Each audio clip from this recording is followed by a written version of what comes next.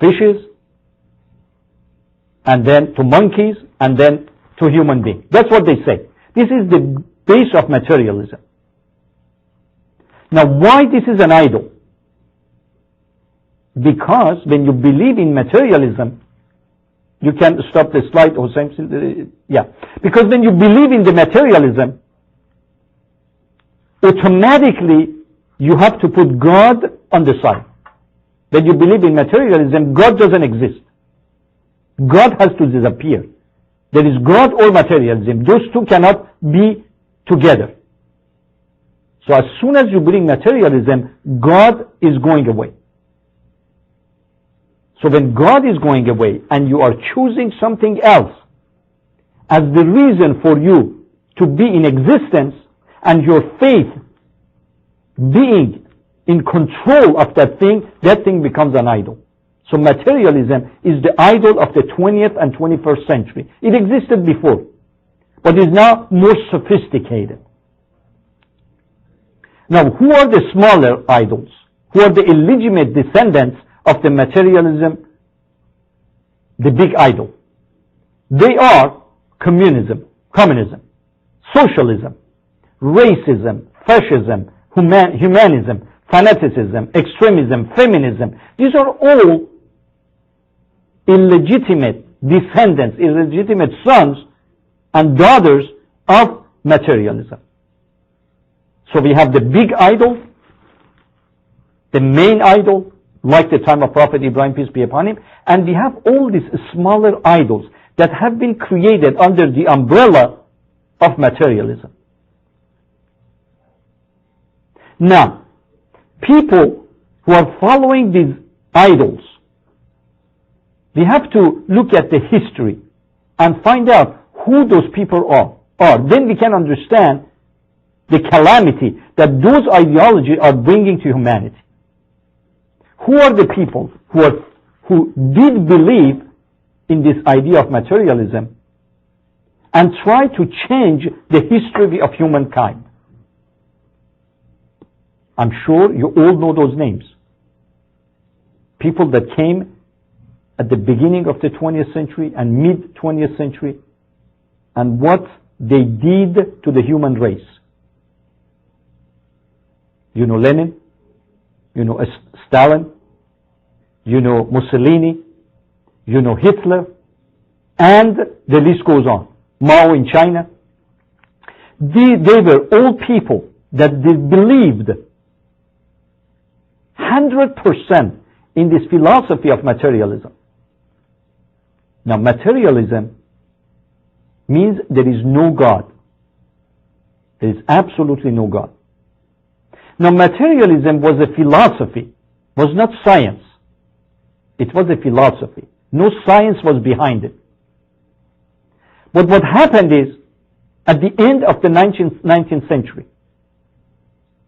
a person by the name of Darwin, a person by the name of Darwin, who started medical school, couldn't finish because he was not smart enough. Quit medical school. He went to theology school, couldn't finish it, he quit. And finally, one day, he took a boat to South America called Beagle, who were going for some scientific experiment. So he took that boat and he left and came back with his theory of evolution, saying that materialism is absolutely right and we are all the result, we are all human beings, all living things are the result of evolution. Matter, given enough time and chance, would come together and create life. So now, everybody that believed in materialism, now they had also a scientific proof for it. Before it was just a philosophy. Now the philosophy of materialism had a power behind it called science. A fake science created by Darwin justifying the idea of materialism. Now the key sentence in the book of Darwin, The Origin of Species, was that in that process of evolution, stronger living things, stronger living beings eliminate the weaker ones. So the final result would be a colony of just strong people or strong living beings. So weaker ones have to disappear, and it's absolutely natural for the strongest one to destroy the weaker ones, because these are the laws of nature. Using that phrase, now imagine the philosophy of materialism, now the science being behind it, at that phrase being the main subject of that book. Now from philosopher, science, now came politicians. Now politicians love those things. Then you have philosophy and science telling you that if you are the strongest one, you can kill the weak ones, destroy them, take them as like animals, and then use them for your own benefit. That was the heaven for politicians at that time. Like I said, Lenin, Stalin, Mussolini, Hitler, Mao, they used that ideology for their imperial dreams. They always wanted to do it, but they didn't have what they needed to convince the media, the mass media, to follow them. So that was the dream for them, to have the philosophy and science behind their imperialism.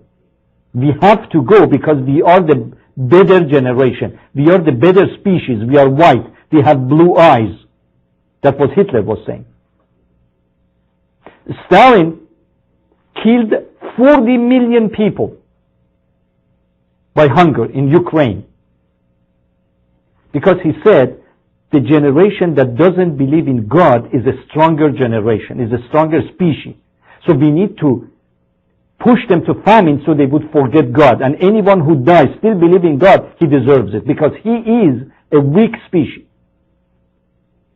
That's how, brothers and sisters, we passed the 20th century in the ideology of better species and stronger species can kill the weaker species. Our idol worshipping was to worship materialism and all that followed materialism. Now I would like to talk about some comments by evolutionists. And I would like to compare what they say to what the idol worshippers were responding to Prophet Ibrahim, peace be upon him. The British zoologist, D.M. Watson, himself an evolutionist, supplies the answer to those questions. This is the important part. The theory of evolution is a theory universally accepted, not because it can be proved by logically coherent evidence to be true, but because the only alternative, special creation, it means existence of God, is clearly incredible.